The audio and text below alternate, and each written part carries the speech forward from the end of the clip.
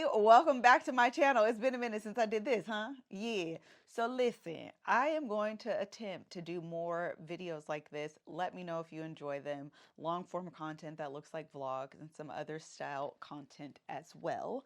So stay tuned for that. But let me know if this is even what you guys are like into. I don't even know if people like look at YouTube anymore. So I don't want to waste my time. I don't want to waste y'all time.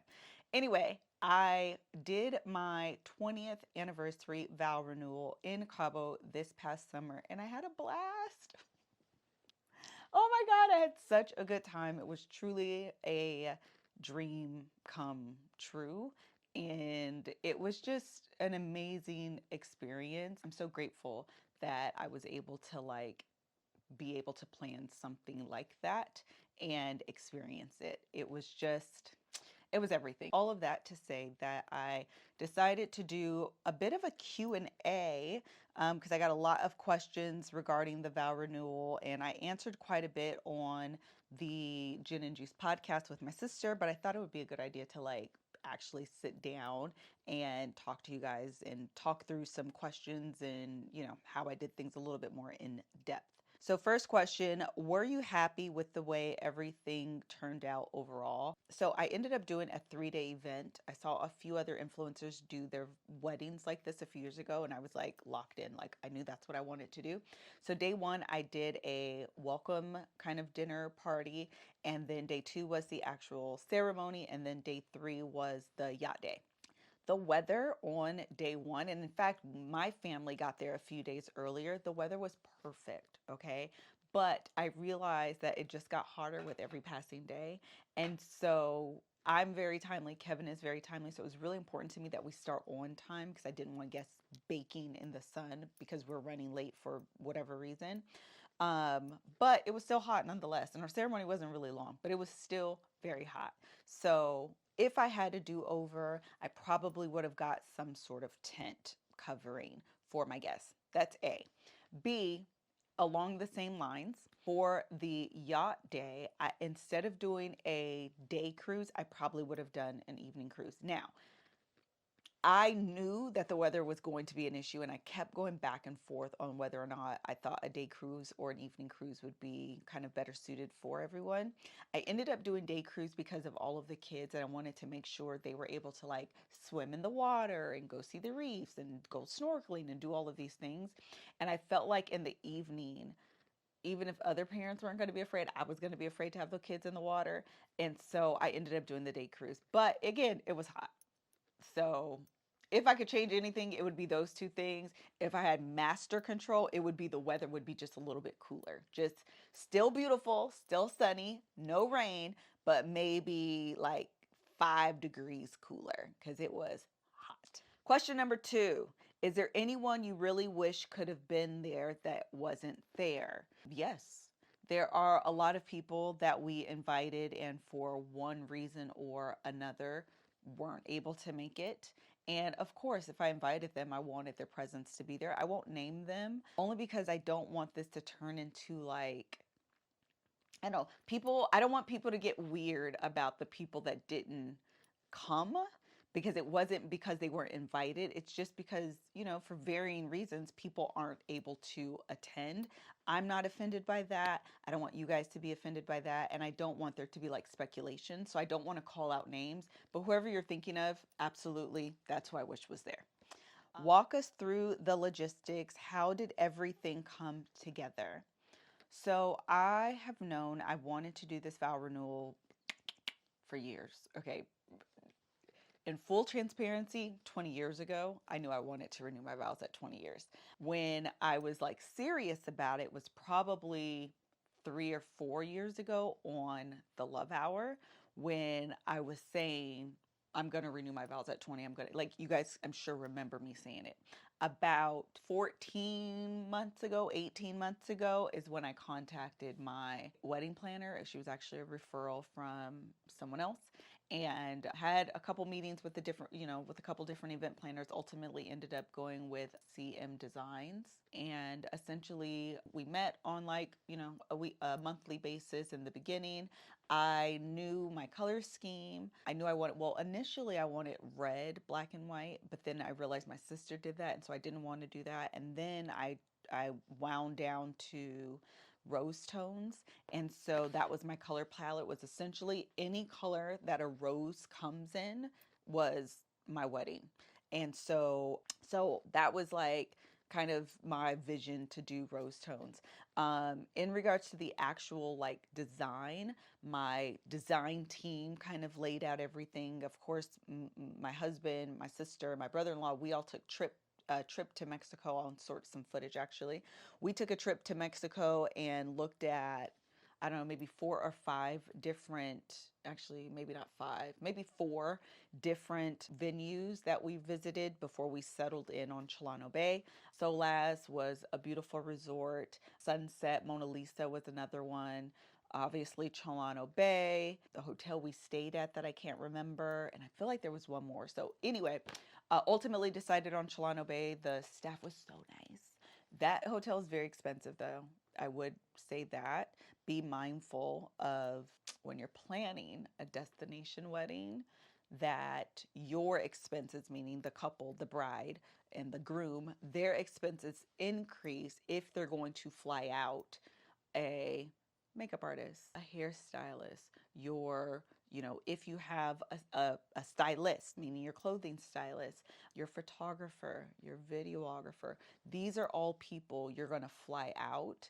And so your price increases because you're buying their additional hotel, you're buying their additional flight, and you're paying their fee. I didn't realize that at the time. And so as I was like buying tickets, thank God for miles. That's another thing. If you know you're going to do a destination wedding, make sure you have your Delta, make sure you have your American loyalty miles, and just save them up, because they saved me a ton of money. Most everyone that I personally flew out, family and vendors included, I did not spend US dollars to fly them out. I used my miles. My band, miles. Hairstylist, photographer, miles.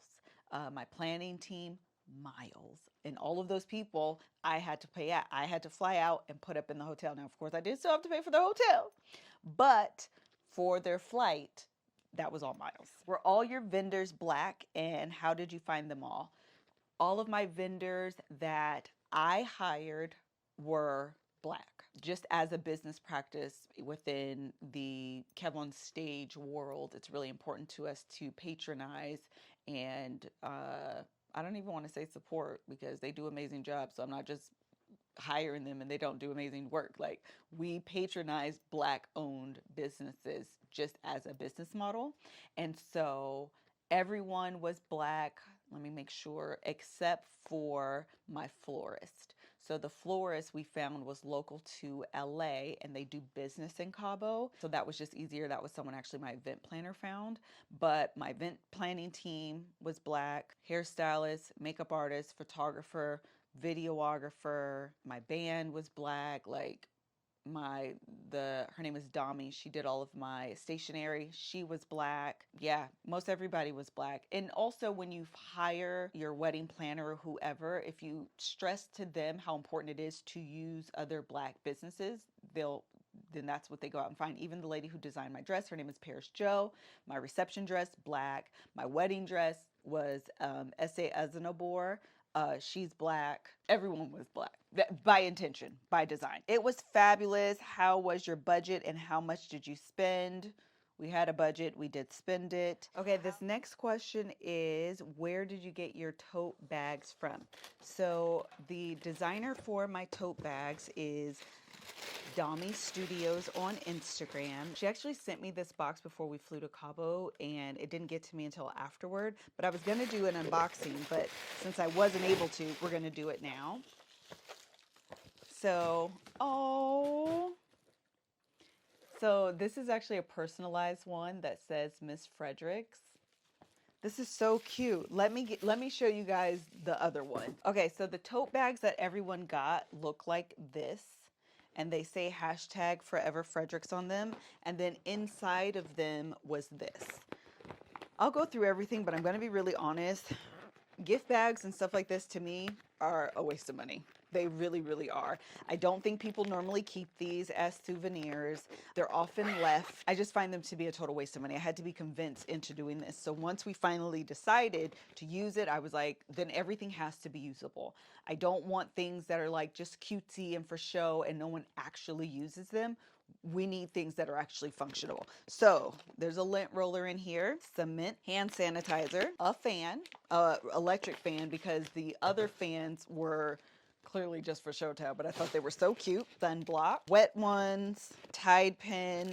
This is lotion. There's some vitamin C, chapstick, and an eye mask. And then it all comes in this like little plastic bag.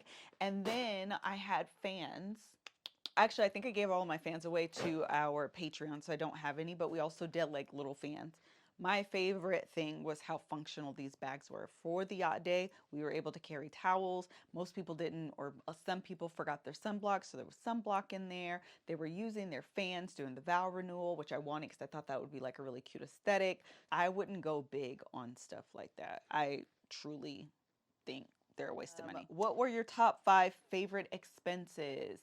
So we did, I'll make sure to insert a picture. We did a floral chandelier from the ceiling over the dance floor. And I did have to be talked into this only because it was so expensive. Not that I didn't think it was beautiful, but I'm so happy we did it. It was really good. It was really, my event planner talked me into it and she was right. That was a good move. And then another expense was the wall where you get your name tags to figure out where you're seated was inside of this like walled, mirrored, like thing. It was like a wall here, a walls here, and it was all mirrored. And it said Forever Fredericks and it had like the floral design. And the idea of it was when you walked in and got your name, there was mirrors on this side and mirrors on the other side of you. So it looked like you kept going. So it was like being in forever or like infinity. Obviously not everyone got, but it was very sentimental to me. And there was like lights in there. It was so pretty. And like, I just love the like story behind it because it was like a custom piece. It was low-key expensive, but definitely, it was definitely worth it. Love my dress. That was expensive. I do need to figure out what I'm gonna do with it, but I really did love it. Yeah, I would say those were my top favorite expenses. Did you get to watch your guest stories and reels? We felt like we were celebrating with you. I didn't get to see everybody, but I tried to watch as many as I could because it was really important to me to like take in the moment and like see everything. Not a wedding planner, but would you be open to be a consult for a bride with a few sessions? Hopefully this video does that. I'm certainly not an expert. I do have like very high level visions. I do want to incorporate a little bit more like or not event planning stuff into my content to see if I actually can execute. Normally I'm very like high level. This is kind of my vision. This is kind of what I'm thinking, or this is the vibe that I want. I'll create like a mood board or a Pinterest board to give them like inspo. And then normally your event planner will give you their mood board and give you like specifics. And then I just like check off on this or say, what if we did this, but what about this? Or I don't really like that. What if we did this instead? So it becomes, you know, very collaborative. And then they actually go find the vendors. What I want to do in my content moving forward is incorporate more event planning that I do on my own and like actually go through that process. Couple things I would say though, if you're doing specifically a destination wedding, find a travel agent that does everything, that books your hotel and books your flight. Because all of my vendors had to be traveled out, I listed a bunch of them for you. My travel agent only booked the hotels. So between me and my assistant, we booked all of the flights, which can be overwhelming and stressful when things change. If you get everyone's information, you book everything and that's it, perfect. God bless you. You're God's favorite. If something changes, it becomes a hassle and a huge to-do.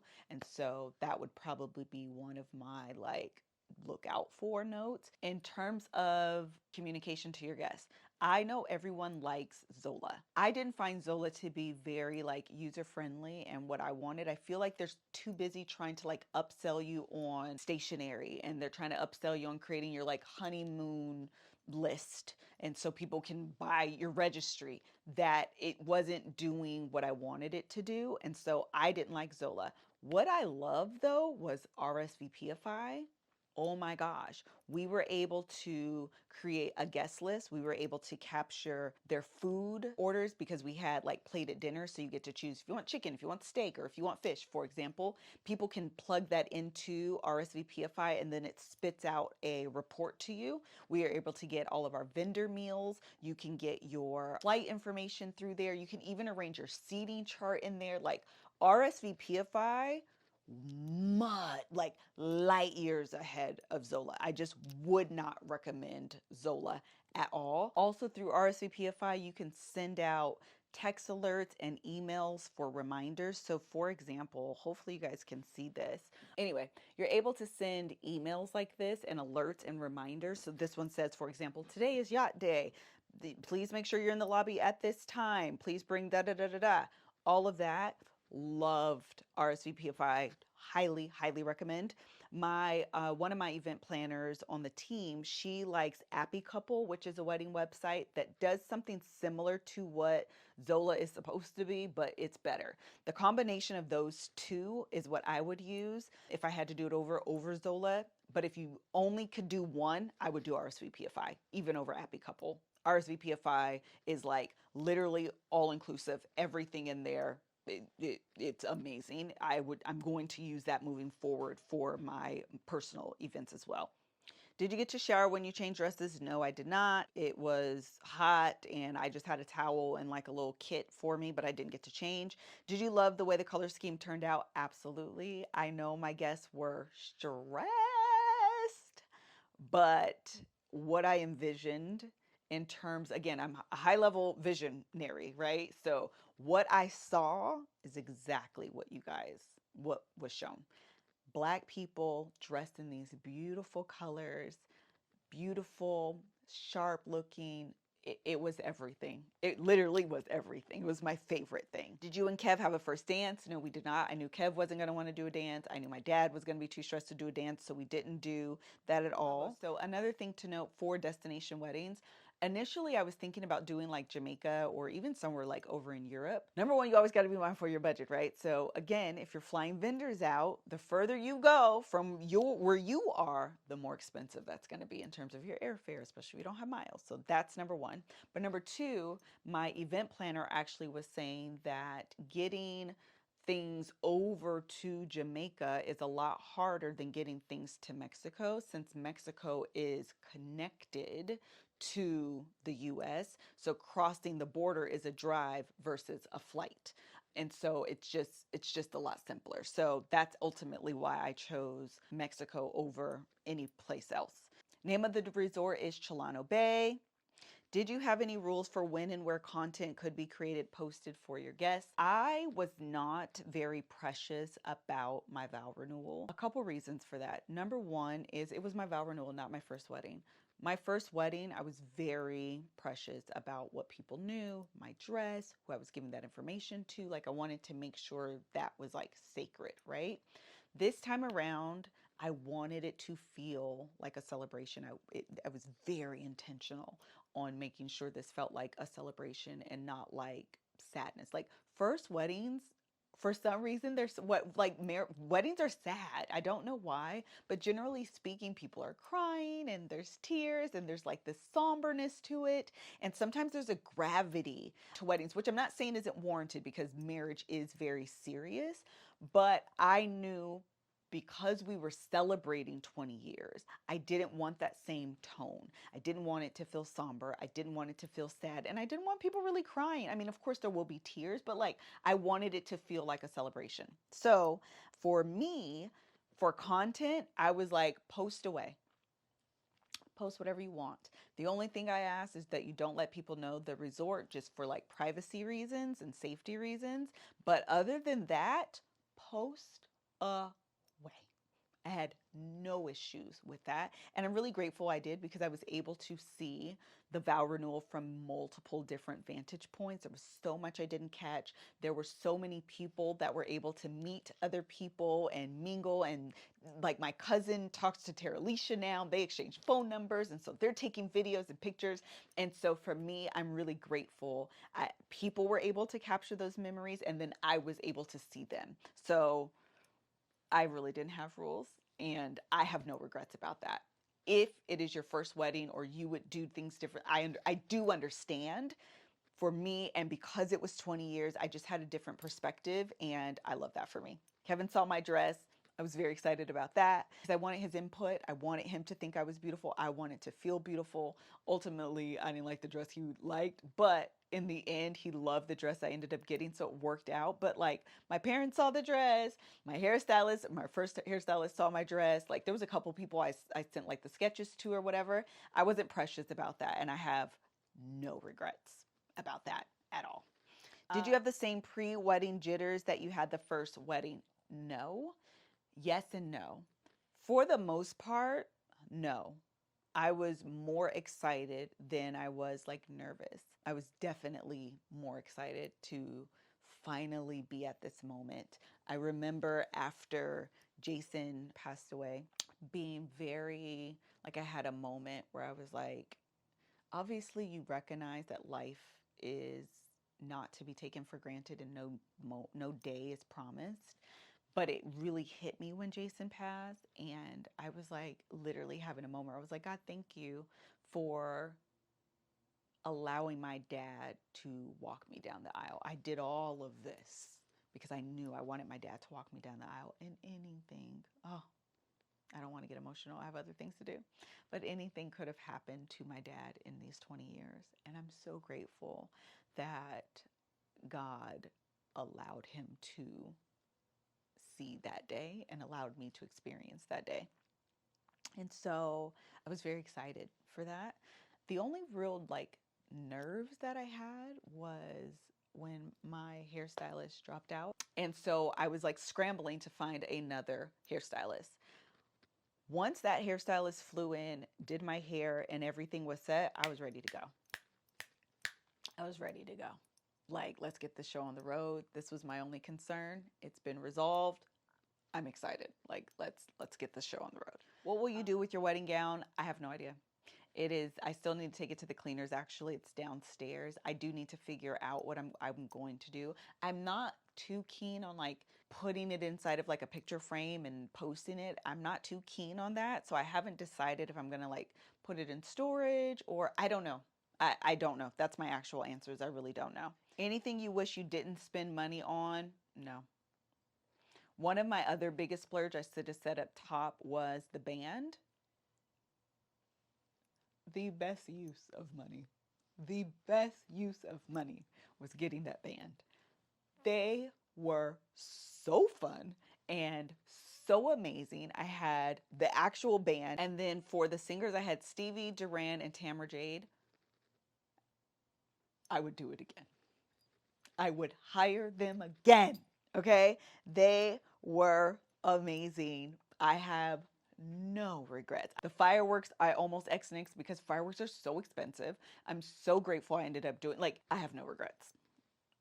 I have no regrets. Next question is, what were the kids' favorite part? I grew up military, so I didn't get to spend a heck of a lot of time with my family because we moved a lot, with my extended family and my cousins. So it's always been very important to me that my kids have a really good relationship with their cousins. So they see them every summer. They either go to them, or the cousins come here and spend time with us. But we make a point to do this every single year. And so all of them getting together was their favorite part. There's like nothing specific.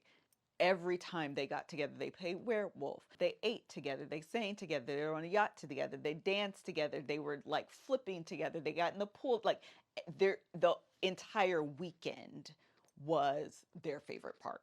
Like, it's top of mind for them in terms of like one of the best experiences of their life. And that's a gift. to me. I think that's it for my questions. So the last thing I want to talk about are the video invitations. Tensions is definitely rising. What is love if you can't drown in it? What is love if it ain't got in it? Tell me what's love if you don't spend time with it? I got 1,000,000 miles on me. They want to see how far I'll go. The path was never made with gold. We worked and built this on our own.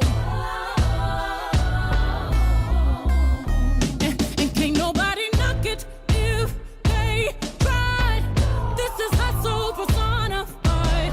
Look how we've been fighting to stay alive. So This is how I would recommend you do it. I won't say what I did. I will tell you what I recommend.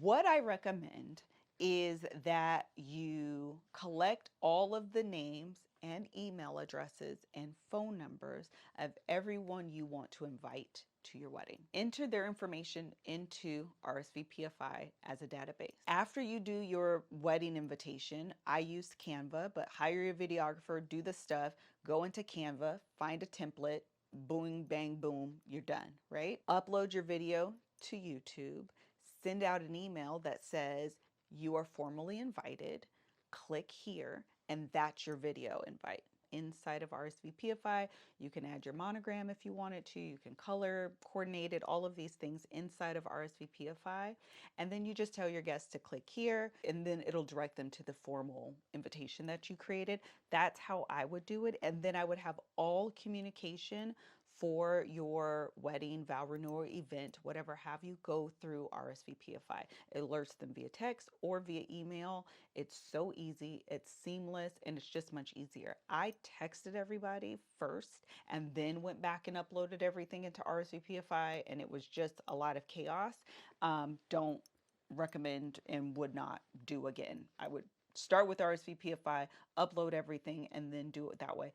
It captures everything for you. Again, you can do seating charts that way. Like, it's just a very one-stop shop type of app. Okay, I think that's it. My throat hurts. I've been on here longer than I thought, to be completely honest with you, but hopefully it answered all of your questions. If there's still questions, maybe I'll do a part 2, but I feel like this was pretty extensive. So let me know.